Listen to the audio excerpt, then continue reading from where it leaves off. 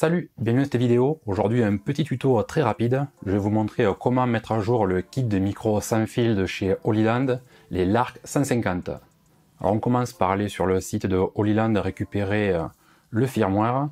Et il y a aussi un petit doc PDF qui vous montre les étapes pas à pas, mais c'est pas traduit en français. Pour ceux qui comprennent pas trop l'anglais, ça peut être un peu compliqué. Il y a aussi du chinois, donc là, je vais vous faire un truc, ça va être très simple. On va commencer par télécharger un fichier qui s'appelle v.1.0.8.8 qui contient les drivers pour que le boîtier de rechargement soit reconnu par l'ordinateur. Il y a aussi le logiciel pour faire la mise à jour et le micro-logiciel. Alors il suffit d'ouvrir le lien, on arrive sur Google Drive, on télécharge le kit complet, c'est parti.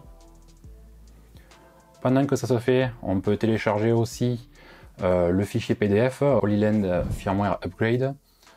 Qui est un petit peu une notice, hein, comment fonctionne la mise à jour. Alors c'est pas très clair, c'est en anglais, pour ceux qui n'aiment pas trop l'anglais ça risque d'être compliqué, et il y a surtout beaucoup de chinois. Voilà, les deux fichiers sont téléchargés, donc il y a un fichier zip, un fichier PDF. On va déjà commencer par dézipper le fichier qui contient les drivers, le logiciel mise à jour et le micro-logiciel. Voilà, on se retrouve avec le dossier driver et le dossier Holyland. Dans le dossier driver, il y a les pilotes suivant votre système d'exploitation, Windows 10 ou Windows 7, en 32 et 64 bits. Maintenant, le fichier Holyland Tool, celui-là, il va falloir le déplacer à la racine de C, parce que si vous le laissez n'importe où sur votre ordinateur, ça ne fonctionne pas, je ne sais pas pourquoi. Donc là, vous faites un copier ou un couper-coller, et vous le collez dans C directement. Une fois que vous avez déplacé le fichier, on revient dans le dossier qui contient les drivers. Donc vous choisissez votre système d'exploitation et la version, vous les installez tout simplement comme vous installeriez n'importe quel logiciel, application ou driver. Il suffit de valider tout le long. Voilà, c'est validé. Quand c'est fini, on va revenir donc dans C, dans le dossier qui contient le logiciel exécutable pour mettre à jour le firmware.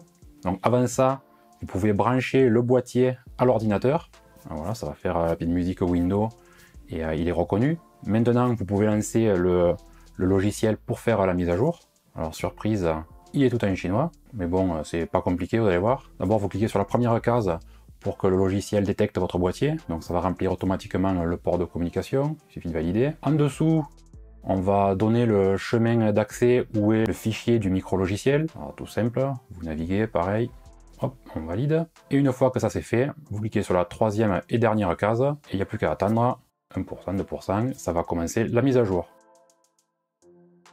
Donc au début, rien ne s'affiche sur l'écran du récepteur des micros, et une fois qu'on a atteint 100%, là, la mise à jour se fait sur le module. Il suffit de laisser faire, d'attendre jusqu'au bout. Quand c'est terminé, l'affichage classique revient avec le niveau de batterie. C'est terminé. C'était la procédure de mise à jour du système Lark 150 de Holyland. J'espère que cette vidéo vous sera utile. N'oubliez pas de mettre un pouce en l'air, de vous abonner et surtout d'activer la petite cloche. Je vous dis à bientôt et toujours avec l'accent du Sud. Ciao!